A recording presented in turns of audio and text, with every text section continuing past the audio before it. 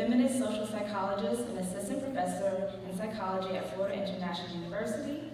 She is a core faculty member in the developmental psychology and IO psychology programs and supervises PhD students in both programs. Asia is currently an associate editor for Psychology of Women Quarterly and has served as a consulting editor for Sex Roles and PWQ. She was elected to serve on the SPSSI Council for 2018 to 2021, and she has received the Michelle Alexander Early Career Award in 2016. She also serves as the head of research for Civil Rights Initiative, which is working to understand and end emerging epidemic of non-consensual porn in the U.S., and is working with leadership at Lotus House to better understand the needs of women experiencing homelessness. So please join me in welcoming to the stage Asia Eaton.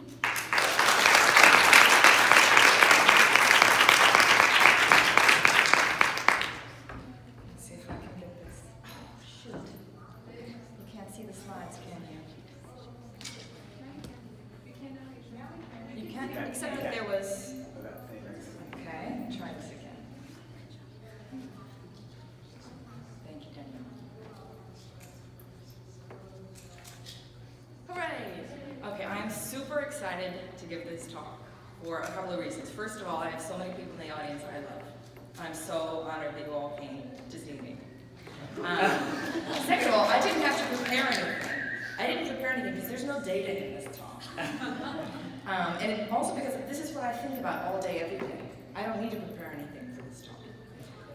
I'm also excited because it's my goal to give shout-outs to everybody here and acknowledge the amazing things my students have done.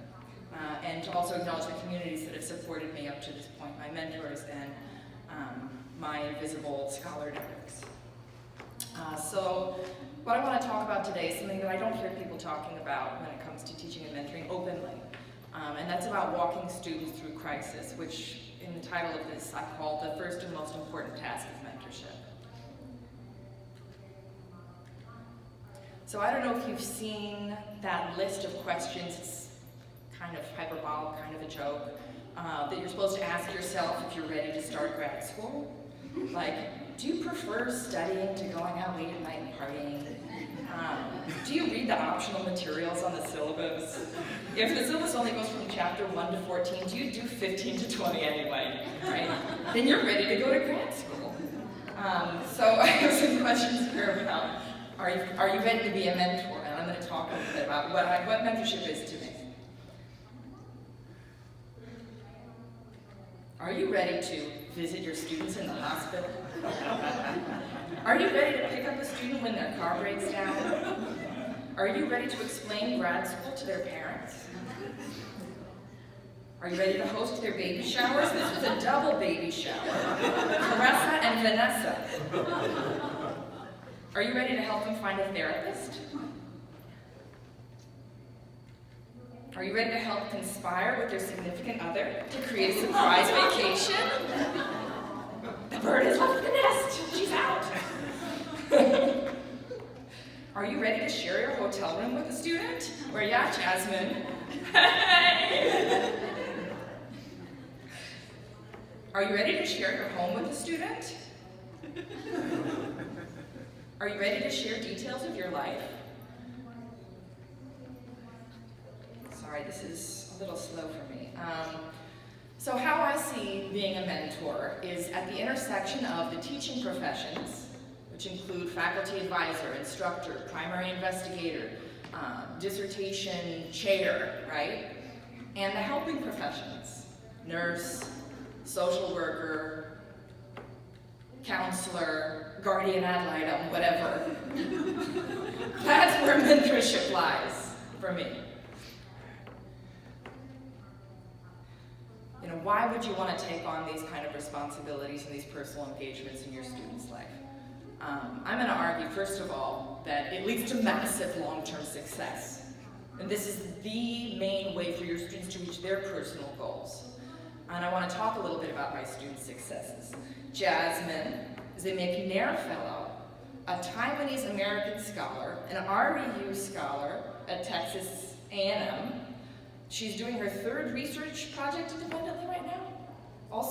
representative for PepsiCo somehow, and a student athlete. Anna, yes, got her dream job before she even passed comps, okay? She's living in DC in an apartment 3 times the size of her RV. Okay, if that's not the dream, then I don't know what is. Jessica won the Hyde Graduate Dissertation Award, which I applied for and didn't win. I was so naive at the time. I know I have 15 minutes. I'll try to be quick. I didn't even think that I needed to fill out all 2 pages. It was like, you have, 500 words / 2 pages, and I was like, I think I can say it in 300. Let's do this. No. Janet was on Telemundo talking about her master's thesis research on non-consensual porn. That was like 3 weeks ago. Renzo, who isn't present but did nominate me for this award, won the LGBT Scholar Award at the Lavender graduation dinner 2 years ago. Ed finished his PhD after 2 grueling years of flying in from Atlanta to take classes and flying back out. And this is just like a sampling of the incredible things my students have done. But while they've been accomplishing these things, they've also been experiencing serious crises. Okay, you're with these students, graduate students, for 5, 6 years. Things are going to come up in their lives, just like they come up in your life. Everything from debt and poverty to natural disasters, depression, anxiety, traumatic brain injury, major surgery. To protect the innocent, I put some of my own graduate school problems up here, so you can't really tell me. Cancer, there's multiple cases of cancer that I've helped students with.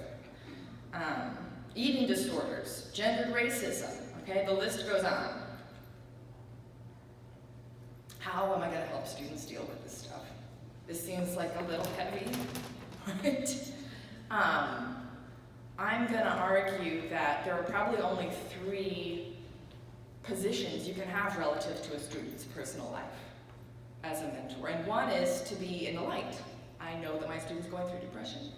I know that they're seeking these types of help and not these types of help, and they're keeping in touch. 2, you can be in like no man's land. There's something wrong with my student, I don't know what it is. They're showing up late, is he tired all the time? They're not really cleanly dressed, could be anything, oh, better not ask. And then 3 is to be in the dark. Student, what student? And you would be amazed at how many people choose to make that choice. And those are your options, that's it. So, you have to think about which of these 3 positions is best for the student's well-being, for the student's productivity in your lab, for your well-being, your productivity, for the future of graduate school. There's a huge mental health crisis happening right now among our graduate students. And no, we're not trained counselors, and I'm not suggesting that we become trained counselors. But we can offer them the kind of human-to-human support that we can offer any random person that we care about. So my first suggestion is to develop a warm and trusting relationship with your students, which can be easier said than done. It requires pulling on listening skills and having frequent communication, which for me includes communication at nights and on the weekends. And maybe that's, permeating boundaries, but like I said, there's really only 3 positions you can have relative to a student's needs and well-being. Anybody who has a counseling or clinical degree here, this is a chapter / book for you to write, using your counseling skills in mentoring graduate students. Engaging students on personal issues, self-disclosure and authenticity. I'm not talking about telling your students the details of your financial and romantic life. They probably can't handle it anyway. Really. I have problems of the 30s and 40s, okay? That's different from problems of the teens and 20s. But yes, you should probably talk about your experience in grad school, including your own mental health and well-being, and how you managed during that time. And then recognizing your students' strengths and shortcomings as well as your own strengths and shortcomings. I know for a fact that if I forget to bring my paper calendar at home, I will not know what's happening that day. I've had students come in and say like, hey, Dr. Eaton, we're getting ready to meet at 3. I'm like, okay, I had no idea. We meet at 3 every week. No idea. If I don't have my calendar, it's over. Also, if I tell you something like, yeah, sure, you can take that day off of work and make it up the next week, whatever, no big deal. I will not remember that when the week comes. So you have to remind me, right? So knowing your limitations and also your strengths. All right, another way to support students through crisis is about growing a broad and deep network of support that goes beyond you, okay, that reaches out to other students to support their diverse needs and goals. And if you have a warm and trusting relationship with students, they will help you do this. This is a picture of our first Power Lab Alumni picnic weekend. And it was students who graduated from the lab coming back together with students who are still in the lab to get to know each other and to share information. This is Sergio, who actually supported me at SciOp when he showed up unexpectedly. I was giving this 2-minute talk and there he was in the audience. Like, you don't know the ways that their students' accomplishments are going to come back, feed back into the lab and into your life. Kat went to Nova to get her clinical degree. I've sent 3 other students to Nova since then, and I've put them all in contact with Kat, so she's been able to help them navigate the program. This is Claudia Vega, who I met up with in DC, who worked at Child Trends for a couple of years. She used to send me advanced white papers before they would come out through Child Trends on Hispanic child development. This is Lisa Finkelstein, who I helped bring to campus as a colloquium speaker one year because she does work on age stereotyping and meta-stereotyping, which my student Chantal does. So you invite other faculty members to co-mentor. I've helped connect students with a bunch of different nonprofits and local organizations in the community, from the Yes Institute to Lotus House, which serves women experiencing homelessness, to Girl Power, which is in large part thanks to connections that I have through Dr. Dionne Stevens, who's sitting way in the back, but she has to leave, I know. Bronwyn is a student who was in my lab, and now I report to her. She's paid more than me at our university. Do you think that might be useful to you? Yes! This was like 3 years and now she's above me. I mean, part of that is my university's a little messed up. It's true. Celebration and acknowledgement. Again, this is one of those situations where you have to put the warm and trusting relationship first. Surely you've heard that saying that when a measure becomes an outcome, it ceases to be a good measure. Celebrations is like evidence that things are going well. You can't just say, let's start having pizza parties at my house and expect that that's going to create a good environment for your lab. I'm sure all of you can think of colleagues in your own departments who, like if they set up a pizza party at their house, you'd be suspect that something bad was going down. Like, they really need a babysitter, they're going to leave you with their kids. Okay.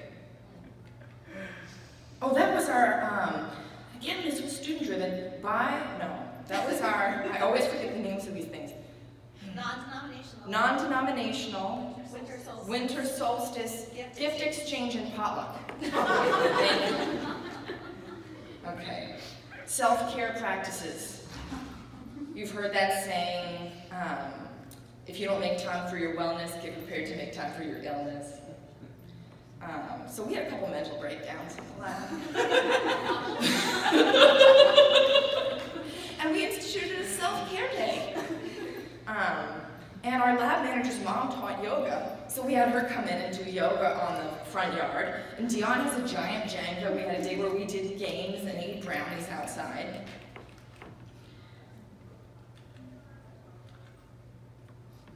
Bet you didn't think I kept this picture. So on Martin Luther King Jr. Day, when we should have been out protesting, and instead all of us had stuff to do. So my office, which is the size of a closet, became like a community study area. We all came in, and shared our resources and time together. And we also have a newsletter. Let me know if you want to sign up for it. It's a monthly newsletter with information on grants, conferences, awards for graduate students, undergraduates, early career scholars. Some are FIU specific, that's my university, but a lot of them are SPSSI and Division 35 and Division 44. And if you want to know about this stuff, we're not afraid of competition. So we'll put you on the newsletter and you can apply. Good luck. I want to thank my close mentors over the years, Dr. Margaret Clark and Eli Finkel. It's not a coincidence that I have a student staying in the hotel room with me. With my first SPSSI, I stayed with Dr. Clark. And she didn't even ask me, do you have the money to go to this? She was like, come with me. Come with me and stay in my hotel room. And I did. And I don't even think I registered for the conference. I didn't know what was up. I was just wandering in and out of sessions. But she brought me there. She gave me the confidence. She gave me the opportunity. Eli Finkel took me out for lunch and dinner multiple times, treated me, and helped me do professional development type stuff, reviewed my, I guess it was a CV at the time.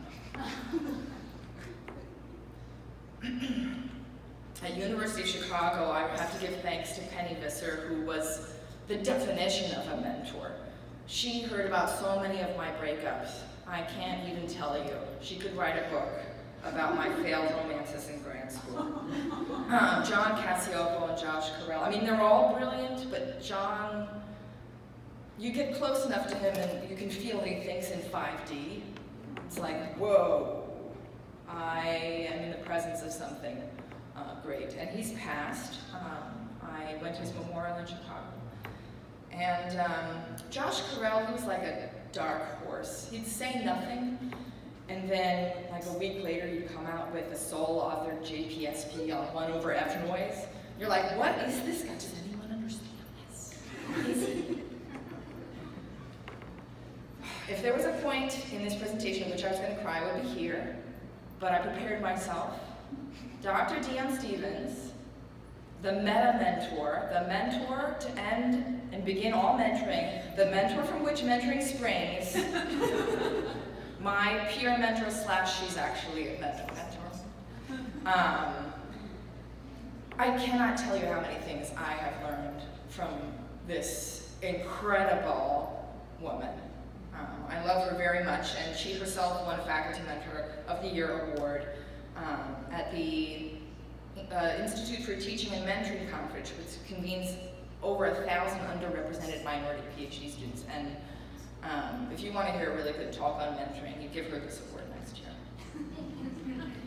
My networks of support, I know I'm down to like 1 minute. Institute of Academic Feminist Psychologists, hey!